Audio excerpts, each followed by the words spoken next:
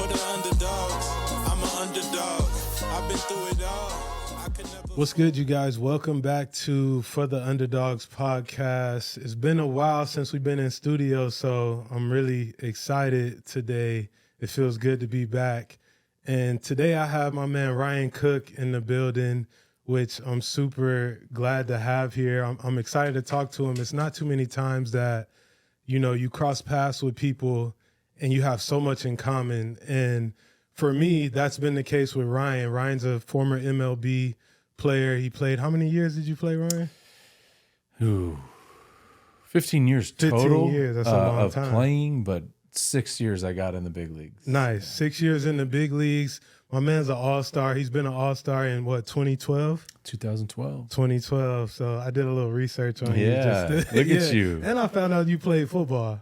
Football? Did you play football? No. There's anher Ryan Cook that played for the Cowboys. Oh, okay. I think he's an offensive lineman. You didn't play in your younger years? No. I mean, high school. High school. It was high school. Yeah, that's it. Okay. But yeah, man, I'm super excited to talk to him because, like I said, so much in common from, professional career. Even though I played football, he played baseball. Just the way we had to get it, I found out that this man's a grinder just like how I was, and I appreciate that. And then just in family lives and personal lives as well, so many parallels. So I want to welcome Ryan Cook.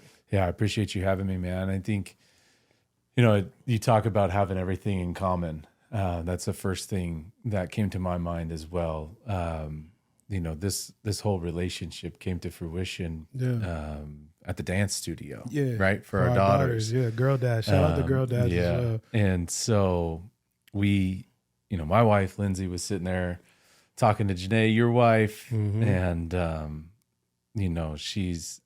they get to rapping, and then the next thing you know, she's like, this chick's really cool. Yeah. Found out her husband played in the NFL, yada, yada, yada. Seems like, based on her conversation with me, you guys would really hit it off. And so here we are, right? And so, from the moment I met you, I was like, there's just something parallel. Yeah, and it was crazy because it felt like we were destined to meet because we ran into each other at the park without even communicating we were going to be at the park, and just hit it off from there. Had a really good conversation. Something that stuck out for me was, you had asked me how the transition was post-career.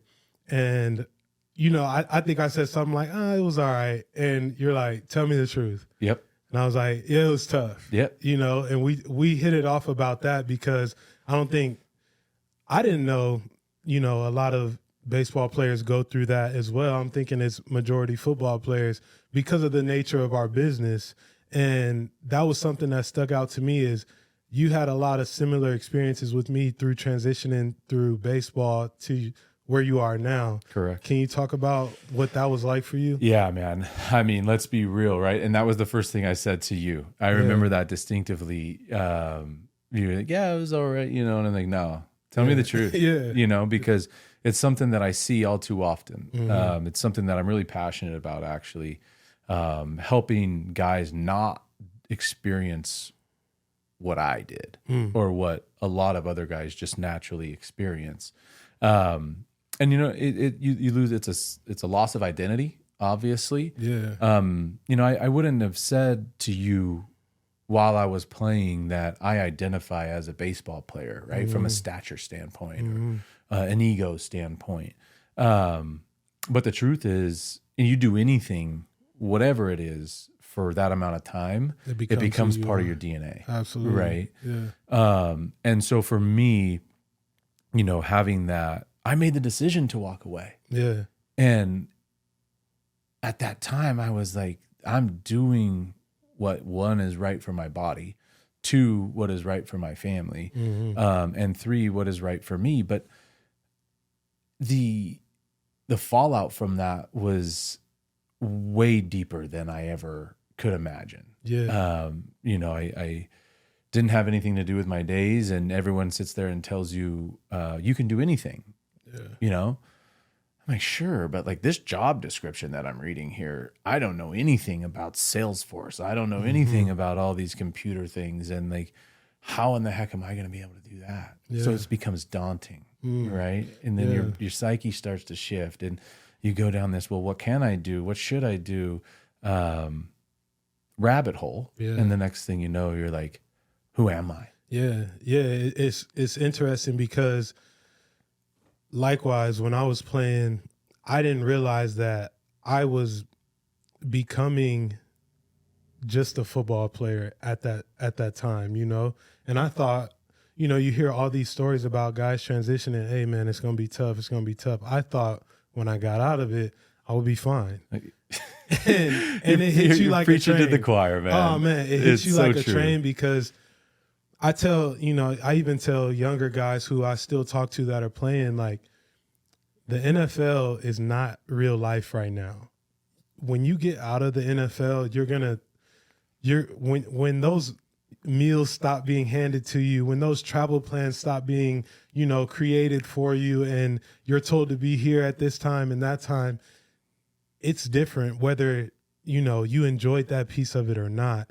Being out of it creates like this, you're in just this open space of like, what do I do now? Yep. And it's so hard for guys to get past that. So I try to I'm passionate about it as well. And I think with this platform, I've kind of birthed around for the underdogs, for me, is like helping people that don't have that blueprint. Mm-hmm. You know, I want to help them so that they don't go through the same thing I went through, of the identity loss and struggling to find what makes you happy, you know, at the same time, being a family man, being a husband, being a father, like all those things start to kind of weigh on you at a certain time. And it's difficult for a lot of guys. It's extremely difficult. And I, you know, honestly, Lindsay, my wife, was like, you need to do something about that. Everyone you talk to, everyone you talk about has the same experience post-career. Yeah. And much like you said in the beginning here, to be truthful, I was thinking it was a baseball problem. Yeah. Like it was a baseball problem. You know, it was something the MLB was doing wrong and not helping guys transition. But through our conversations, through other guys that I've run into in other sports, like you said, it's an industry problem. Yeah, for sure. Right? It's a professional athlete thing that it needs to be addressed, in my opinion, because there's so many guys that go down the wrong path, you know, and I'm one of them, and I can say that confidently. You know, I kept eating and drinking the same way that we did when we're playing, and not having 6 hours to 8 hours a day grinding on your body. And the next thing you know, I'm drinking way too frequently. I'm drinking way too much, you know, and to be truthful, like, you know, it came to a head where I was like, your family's leaving or you figure it out, you know? What did that realization feel like? 'Cause tough. That's, for me in my life, that is rock bottom. Yeah. Like, to have that conversation that's like, if you don't figure it out, we are gone, was like, I got chills. Bro. Yeah. Like, there's nothing that can replace, to me. And you know how I am with my daughter. Yeah. And like, my daughter and my wife are everything to me. And I wasn't showing that. I was so caught up in my own head, so caught up in what should I do to help, because we as men want to be able to provide a life for that family that we love and cherish so much. That is the same as when we were playing, right? But when you get out, it's like, how can I do that? How can I achieve that? So you get caught up in this mental hamster wheel, and you're just running on your own, you know, like looking for other people to help you, and there's nobody there to help you. What was that internal dialogue? I'm big on internal dialogue. Like, I think that one of the things, well, I know for a fact, one of the things I struggled with when I took a couple hits in my confidence while playing was like my internal dialogue, like trying to overcome that piece. What was that like for you, just in your personal life? Yeah, I mean, you know, for me, I had to find the source. Yeah, the source of why I was feeling the way I was and speaking to myself the way I was, right, which was negative. Yeah, and you know, through therapy, we got to a point where, therapy. Yeah, man, and it was finally like, look, I'd lost my father in 19, retired in 20, baby right after that, moved from Arizona out to California, all of these big life changes, like boom, boom, boom, down the line, one after another, right? And I did therapy then after I lost my dad. I'm thinking that's the only issue that's going on in my life is like struggling with the loss, and the grief that comes with that.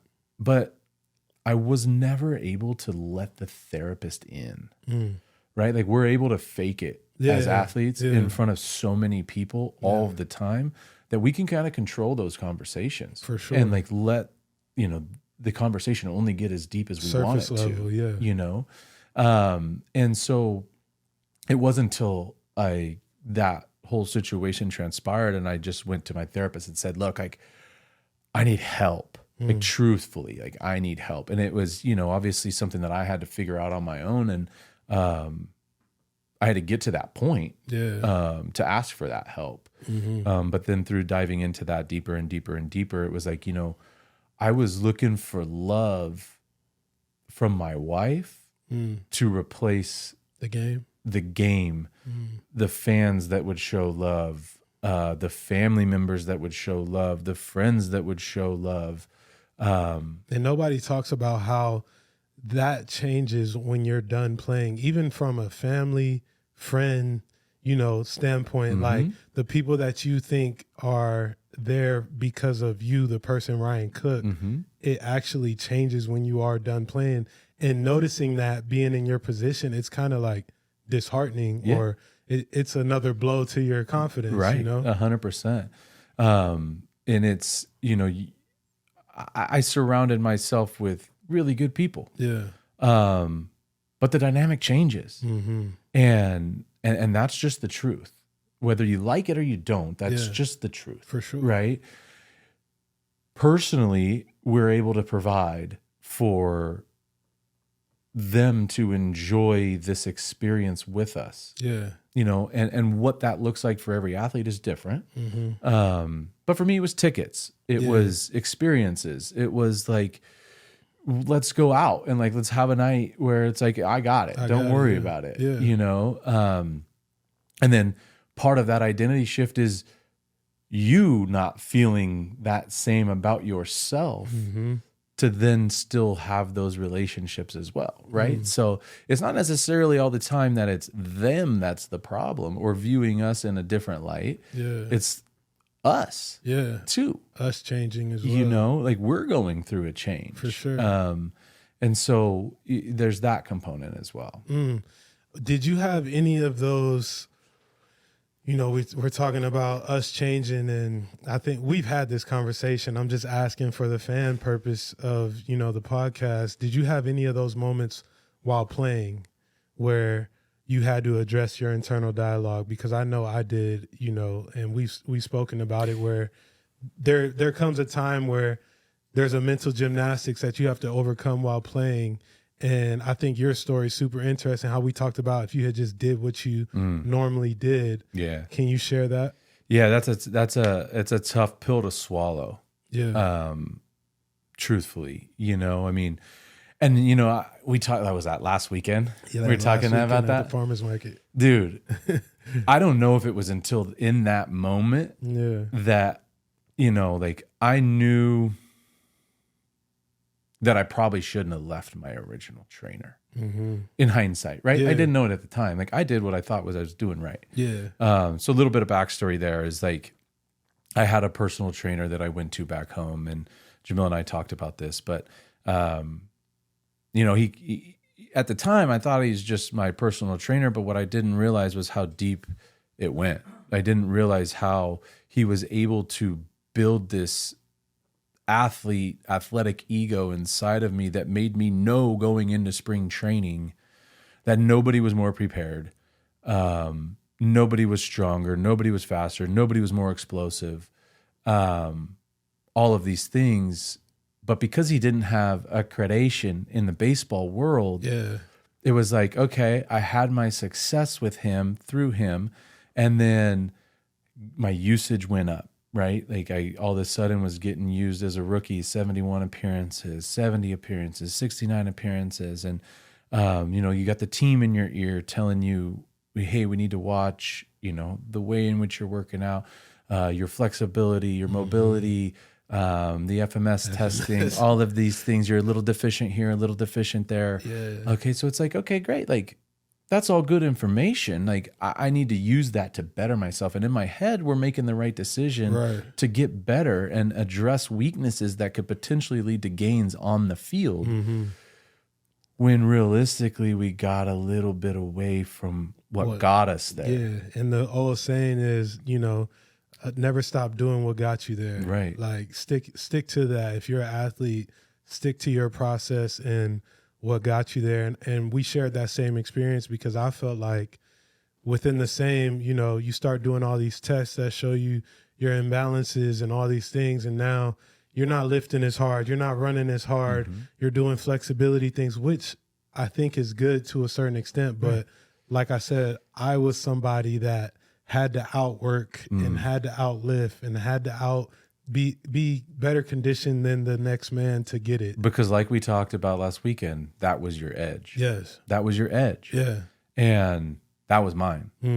You know what I mean? I knew that when I took the mound in whatever situation and I had the ball in my hand, I didn't even think. I didn't even think about the scouting report. I didn't think about anything because it was like, I'm going to fucking beat you. I don't know if we can cuss on this, but I did. We're good. We're good. We're good. Anyway, I'm going to fucking win this battle. Yeah. You know what I mean? And sure, the book might say that you hit fastballs in this location really well. Like you haven't seen my fastball. Wow. Like was the idea. Yeah, you right? gotta like, play me. Yeah. Like let's play the game. Let's line them up and let's see who wins. Mano y mano. Right. And as time went on and the more you're around the league, you start looking at more scouting reports, you start looking at tendencies and like this guy got a runner on third, less than 2 outs. This guy swings at 69% of first pitch pitch swing. Yeah. So like in the back of my head, I'm like, okay, now I'm trying to dance around this data, which is valuable, very, very valuable. But how you use it to the individual, all of these different things affect the outcome. It takes you away from your game. Right. And so now I'm on the mound. And instead of having those thoughts of like, let's do this, me versus you, it's a boxing match. Now I'm thinking, okay, cool. Let me execute this. I get a little fine. I miss. It puts me in a bad spot. Things start to happen. And then like the mental gymnastics come in of like, oh man, too late. You know what I mean? Like where'd that go? Yeah. But I think that all starts with the off-season training like we talked about, right? Like that's where I lost my edge. Yeah. And then it turned into trying to replace that edge with data, information. Well, I got better in my flexibility scores, right? All of those things. So, and to be truthful, like I don't think I ever got that back. Yeah. And I think that's why I'm sitting in this chair today and not still playing. Right? Did you notice it in the moment? Like when you're going through that year, like, man, I don't have my edge. 2015 was a brutal year for me. I went into camp nowhere near in the shape I was. It was the first season in which I didn't work out with my trainer, and it all started. I'm getting hit around in spring training. The team's like we're gonna, in their opinion, we're gonna help you by taking you. Like we're gonna send you to AAA. Like get back, get right. Yeah. And then like let's go. And like that was a blow. Yeah. To self, that was a blow to my ego, but I knew I wasn't there, And then so it's like everyone's trying to help you, all the different pitching coaches, everyone in the organization's like, hey, I see this little bit here. I see this, like, let's look at video on this. When realistically, it didn't matter at all. It was all mental. Right here. Yeah. Right. And so, I mean, then I pretty much just,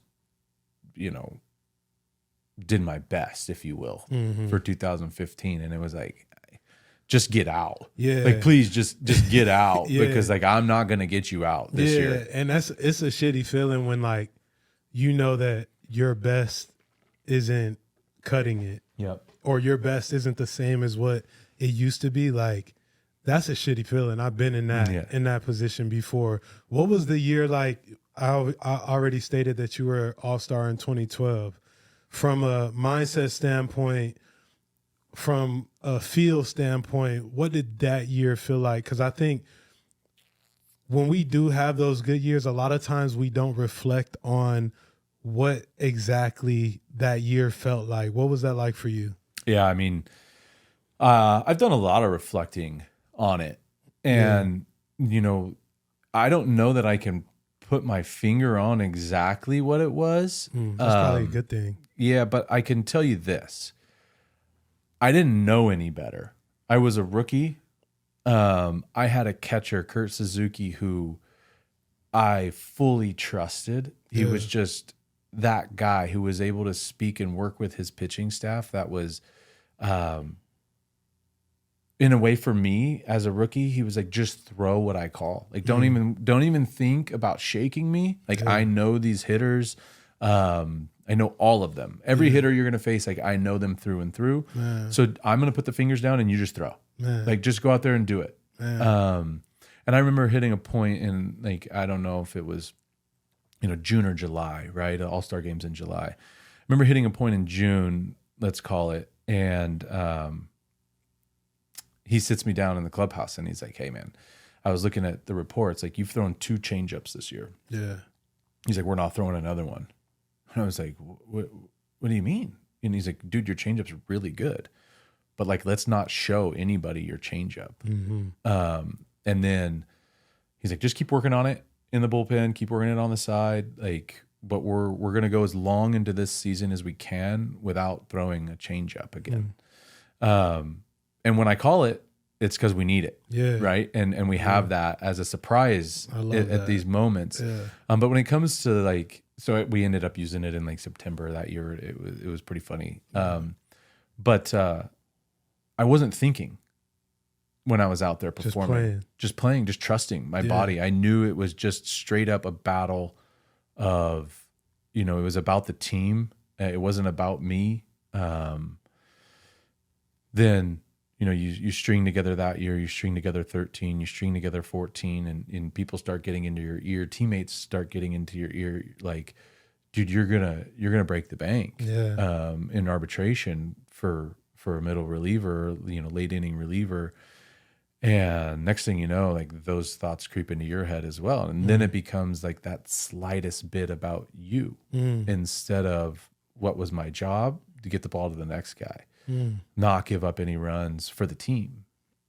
Instead, now I'm on the mound like, dude, if I can string together, you know, 6 zeros here, that's going to make my ERA this. Or, like, if I can get 2 punch outs an inning here, and that's going to get me this many punch outs, that's going to lead to X amount of dollars in arbitration. And so no matter who you are, when you start hearing other people say that stuff on your team who have gone through it, experienced it, these veteran guys who have already gotten paid, it starts to creep in. For sure. You know, that was like the very first thing that started to creep in for me on the mental edge side. And then it kind of just snowballs from there, right? Yeah. I mean, and that's not to say, like, hey, look, I'm sitting here talking about, like, I lost my edge, like, all this stuff. Sure. Like, I was still a good pitcher, don't get me wrong. Yeah. But, like, at the same time, I do think, like, those couple things are big difference makers. Yeah, I think it's really cool to, like I said, your experience to me, I can resonate so much because the best year I had, you talk about your catcher who you just trusted completely. The best year I had was when I was playing with the Titans. I told everybody this story. I started from 4th on the depth chart going into training camp, battled my ass off to starting that year. And it was because of Ben Jones, my center. And he literally told me exactly what was coming every play. Hey, do this. I got you. Like, hey, just trust in your ability. Yeah. And it goes a long way when you have somebody like that is speaking that confidence and that you can just trust. And so that resonates so much. And he's right there with you. Man, he's right there with me. And it was about, like, I literally felt like I am the guy. When I'm playing next to Ben, I'm the guy. Right. And one of my biggest things is like, I wish I had took that mentality to everywhere that I played. I kind of let that situation be like, this is as good as it's going to get, you know? And I wish I took that mentality everywhere. Yeah. Do you think that you were a little dependent on that? I wouldn't say I was dependent on it, but I was comfortable next to him. And I knew that if he's telling me something, it's going to happen, or there's a chance it's going to happen. And so I can play off of that. And then the times where I was playing and he wasn't in there was almost this like second guessing, you know, where I'm a smart guy. Trust what you've studied all week. Right. Trust the scheme, whatever, like just go out and play. And I let that, this is not a shot at Ben because I love Ben. He's my guy, but I just got comfortable playing next to him. And when I wasn't the same player. And I think everyone knew that from the top down, you know? And that's continuity that everyone talks about in the football world, right? When it comes to offensive lines, and the way in which they play together,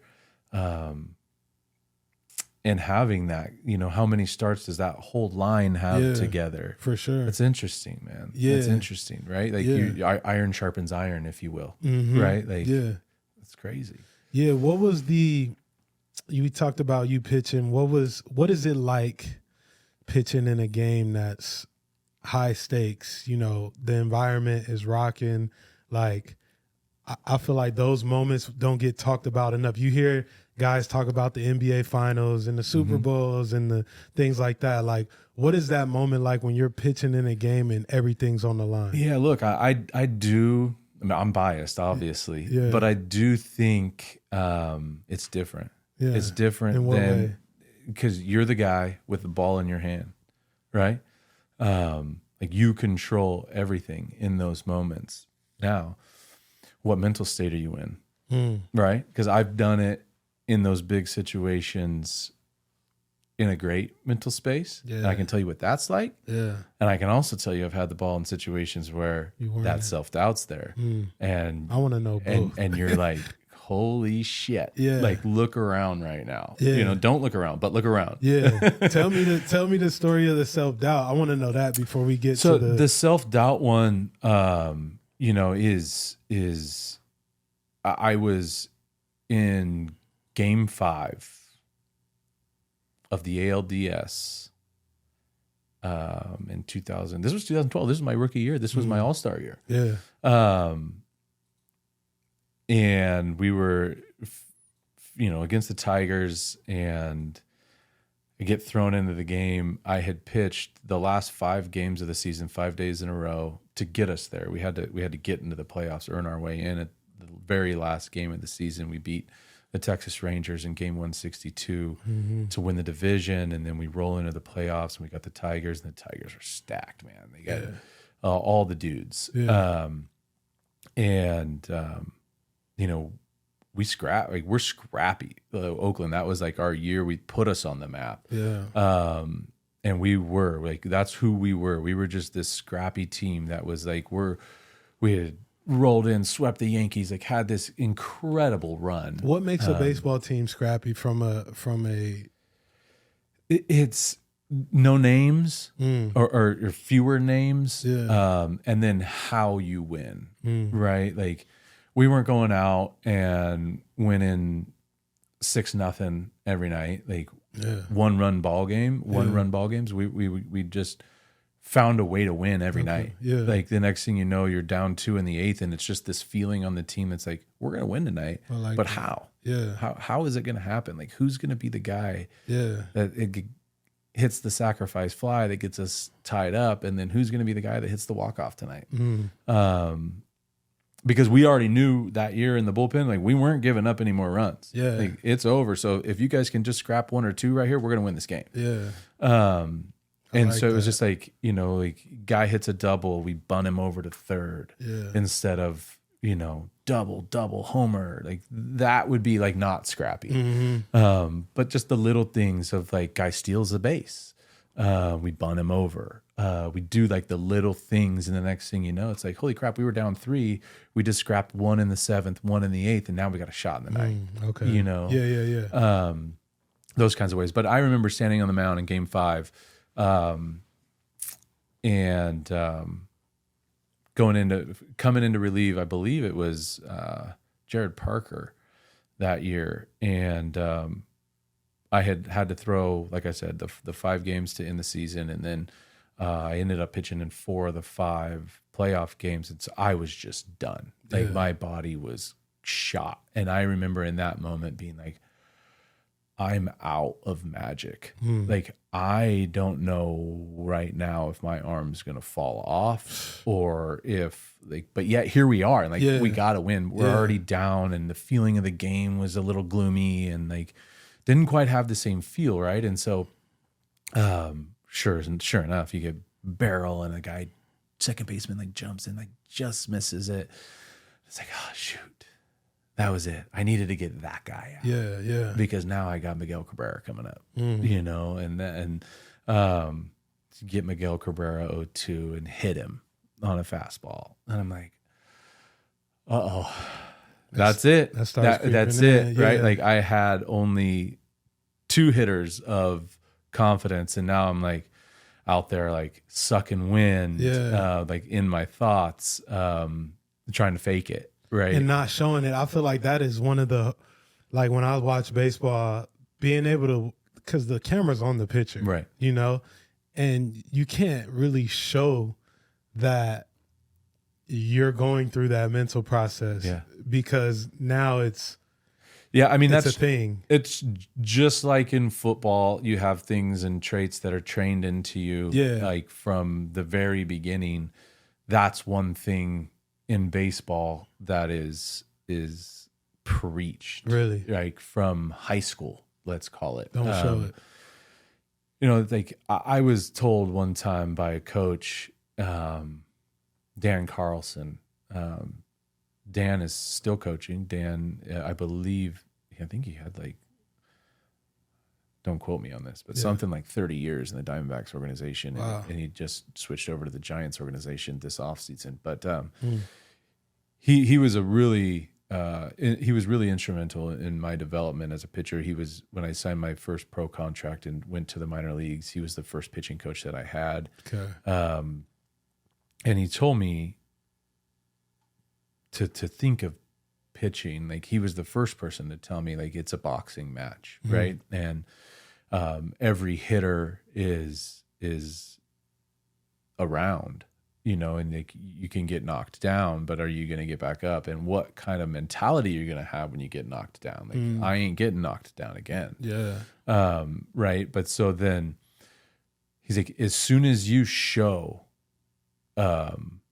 any sort of vulnerability, the hitter in the on deck circle, they smell blood in the water. Like they're sharks. And it's like, they all talk. They're like, look, we got him. Like the second you hang your head, the second you do something at mannerisms wise that isn't like when you're doing well, like they see that. And so, you know, that stuff gets ironed into you, you know, so many times and spoken to you so many times that it's like, just becomes part of it. And if you can't do it, you don't advance. Like you don't go to the next level. For sure. And that's part of the game. Right. But so, I mean, being able to hide it and fake it is everything. And it doesn't, I don't feel like it serves you well post career. You know, full circle. Yeah, full circle. Full circle. You know, the things that we get ingrained into us as professional athletes, like once you're done, like you said, you have that surface level almost, you know, and breaking through that takes a lot. Yeah, I mean, you can fake it in front of that, in that situation. You can fake it anything. Ask my friends, ask my family, everyone but my wife. Ask everyone but my wife. And they would probably tell you that I handled retirement pretty well. Yeah. You know? But the one who sees it every day and like knows you through and through. For sure. Like they know the truth. Yeah. You know? Yeah, no, that's real. So tell me what the other side of that is when you're on the mound and you're confident and you truly know that you got this shit and nobody can mess with you. Yeah, I mean, that same season, that same stakes, same season, let's call it 10 days prior to that experience, is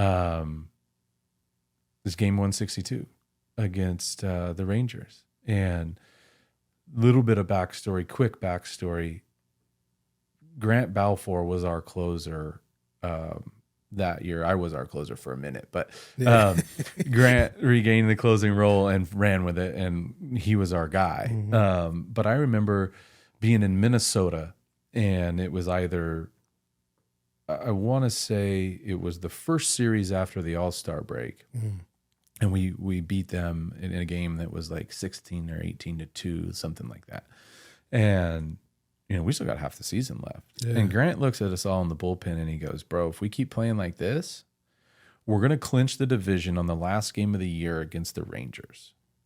And we're like, funny. Like, dude, I don't even remember how many games back we were at that point, but a lot. Yeah. And the team starts playing well, keeps rolling. And so here we are. And this is game 160 against the Rangers. Which is crazy. 160 games. We got 2 left. So we clinch a playoff spot, a wild card spot. And the whole thing was like, do we party? Yeah. Do we celebrate this with 2 games still left with the ability to still win the division? And we're like, hell yeah. Like, we're all young kids in the for Oakland at the time. And it was like, let's just enjoy this because this is cool, that we've come this far. And Johnny Gomes, one of our other leaders, he was like, yeah, we're celebrating this shit. We're celebrating tomorrow, and we're celebrating game 162 when we beat their asses. Oh, shit. But so we did. So we celebrated, went nuts for the fans in Oakland. Game 161, beat them, and now it's game 162. All of us in the bullpen had just been absolutely used and abused to get us to this point. And we wouldn't have it any other way because it was so awesome. Yeah. But I remember Kurt Young, our pitching coach, and Bob Melvin, our manager, coming out during our pregame throwing routine and all of that. And they're like, Cookie, to me, Doolittle and Balf, and they're like, we can't use you guys today. Like, we're like, fuck off. Yeah. Like, we're going out there. And they give us a hug and they're like, thank you. Like, we'll use you if we have to. We'll try to stay away from you. And then I remember being in the clubhouse after that, before the game started, and going up to Grant Balfour, our leader in the bullpen, and saying like, dude, I can't pitch. Like, there's no way I can pitch today. And he's like, you will. Don't worry. You will. You'll be there. And I'm like, my arm might fall off. Like, I might break. Yeah. And game rolls around. Josh Hamilton drops a fly ball in center field. We go up. The place is 50,000 strong in Oakland. Yeah. Like, going bananas. I love that. Absolute bananas. And the Oakland fans are nuts. For dude. sure. Like, the real true Oakland fans, when that year, it was crazy. And so I remember looking at Grant going, hey, Cookie. And I look over at him in the bullpen, and he's like, you feel that? And I still get chills thinking about it. That's how you pitch today, off of that. And I was like, all right, let's go. Figure it out, kid. We got to go. Yeah. So 7th inning rolls around. I can't remember if it was the 7th or the 8th. I tended to throw either one of those just based on matchups. But get out there. It's a 1-run game. And I just remember having the ball in my hand, and it didn't matter what was called. Everyone in the building knew that I was going to dominate. Yeah. And so like, I remember Kurt Suzuki calling fastball, setting up down the middle. I'm like, what is happening here? Like, fuck it. Let it rip. As hard as I can. Fastball down the middle, strike 1. Fastball down the middle, strike 2. Like, swing and miss. Fastball down the middle, strike 3. And it was like, it didn't matter what pitch was thrown, where it was thrown, anything. Like, we were just so aggressive. We were so on the attack that that's what it felt like, right? Like I look at games now when I watch like the World Series and different things like that, and it's like the aggressor wins. Yeah. Whether that aggressor is the hitter or whether that aggressor is the pitcher, the aggressor wins. Yeah, I had an experience like that in 2019 when I was with the Titans, and that was when Derrick Henry rushed for the 2,000 yards, and it was literally like we would line up and people knew we were running the ball and nobody could do anything about it. Right? Isn't that a wild concept? Oh, man, it's the most. It's one of the best feelings you can have on a team is like, hey, we're running it left. Yeah. And then we run it left. And you can tell them. Yeah. You can tell them, hey, look. Yeah. Joe Blow, like, we're running right at you right here. Yeah. Here it comes. And you can't do anything about it. I mean, they're putting 8 guys in the box, right? And we're still gashing people. Yeah. Like, it's one of those dopest feelings that you'll ever have. Yeah. You can't explain it. And it's just so unique. Yeah. But it's a really interesting phenomenon because what's the other side of the mentals like, right? Like, yeah, like I want to know. I played with Nelson Cruz later, but like his at bat in that game stands out to me so much because again, like it's not like I was throwing 105 miles an hour that was unhittable. It was like 94, 95. Like I was gassed. I had nothing in the tank. My velocity wasn't like 100. Yeah. It was like 94, 95, right down the middle, right? Like pitches that he usually can hammer. Yeah. But in that situation, in those situations, like being on the other side of the fence, like I wonder what he was feeling. You know, he probably knew fastball was coming. Like I wasn't tricking anybody. Yeah. It was coming right at you, you know? But didn't hit it. But he couldn't hit it. Yeah. Anyway. But yeah, I mean, it's the exact same scenario. Yeah. Right? Like you're saying, like, we're going to run this ball left and we're going to run this ball right and we're going to run this ball left and we're going to run this ball right. Yeah. And you can't do anything about it. Yeah, it's the best feeling ever.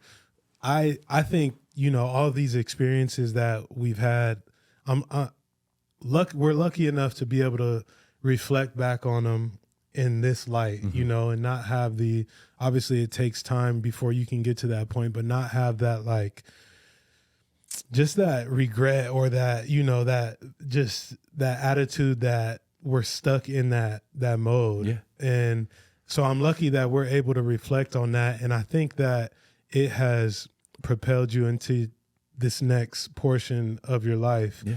And I just want you to talk about what exactly you're passionate about at this point in life. Cause we had a conversation a couple weeks ago over at your house, and you gave me some good perspective as to that chase that, as athletes, we get addicted to, feeling that we're progressing towards something and working towards something.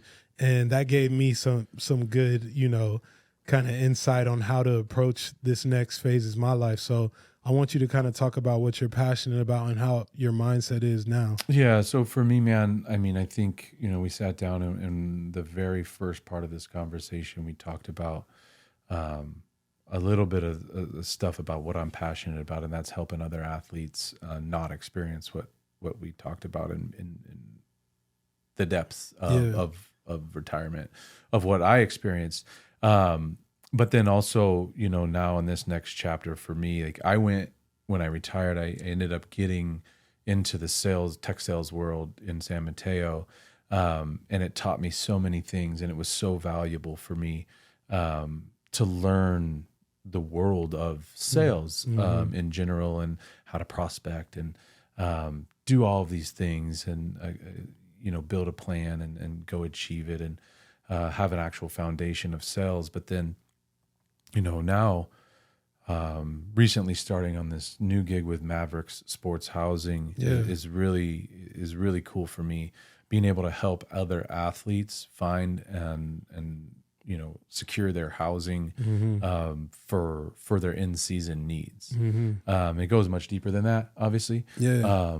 But that being said, like that's what I'm doing now, and that's been really, really great for me. Yeah. What type of satisfaction does it bring you? Because as well as you, played for a bunch of different teams. Yeah. And you know what it's like to have to pick up and move and go to different places, sign a lease when you don't know if you're going to be there. So what type of satisfaction does that bring you now? Yeah, and that's exactly it, right? I mean, everyone's situation is different. So if you're a guy like me, towards the end of my career, it was like, I don't know if I should sign a year lease here or a 6-month lease here. Yeah. I might get released, quickly, traded, all these different things that happen.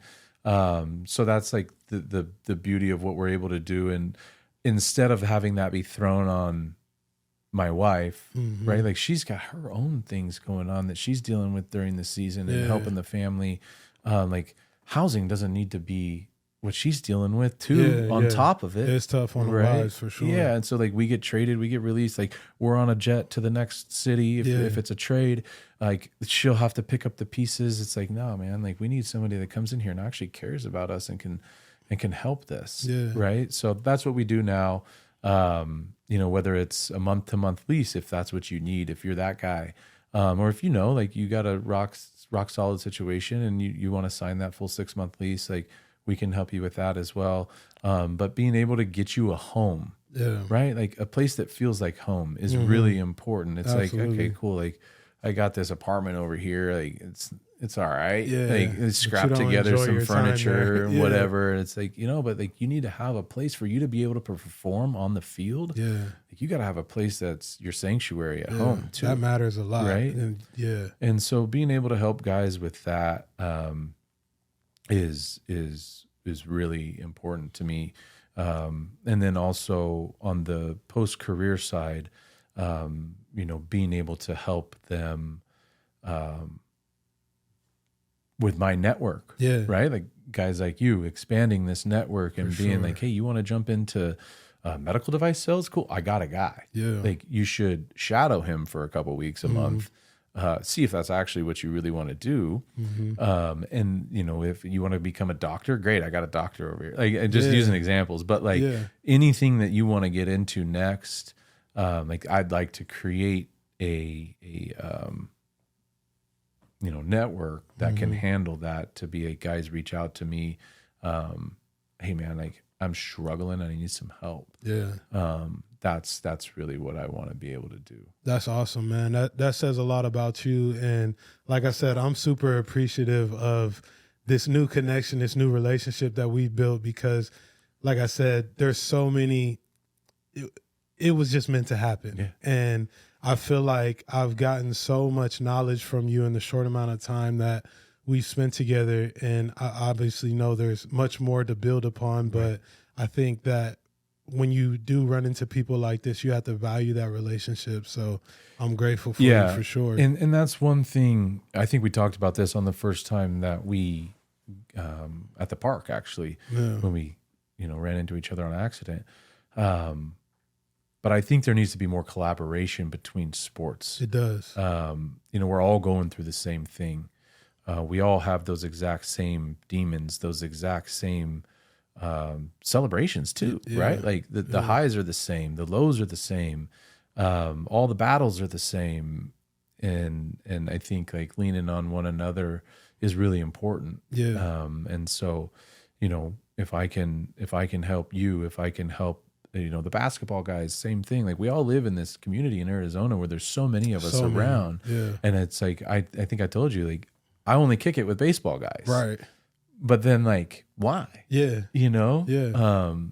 It's like, then I meet you and it's like, oh dude, we got the same thing going on. Like the exact same things happening in our lives. Like, for sure. We both have a daughters who are the same age. Both of our wives are pregnant around the same month. Like it's really crazy. Right. And so, being able to lean into that, and then help each other in ventures, right? Like whatever it is that you want to do next, like we can help each other. Like we all have networks that coincide, and then expand each other's network. For sure. I think that's really what life's about. Yeah. Being able to build that community, and being able to, build that network to be able to help as much as we can help others. Yeah. And in turn, it helps yourself, right? Absolutely. But ultimately, I think when the focus is about helping others, that's when we're really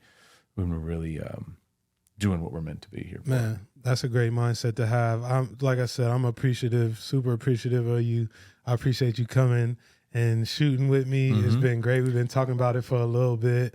And so I'm happy that you were able to pull up. I hope you enjoyed yourself. Dude, loved it. Yeah. Absolutely loved it. We'll do it again. Yeah. Like we can have another one of these with a whole different tone, a whole different, sure. All kinds of stuff. We could talk football in terms of what's happening now. Yeah, because you got a great football mind too. That's something that I've learned. You know the game pretty well. A little bit. I mean, enough. I know sports, right? Enough to be able to at least come up with my own thoughts on like what I think the 49ers should do. Yeah, for sure.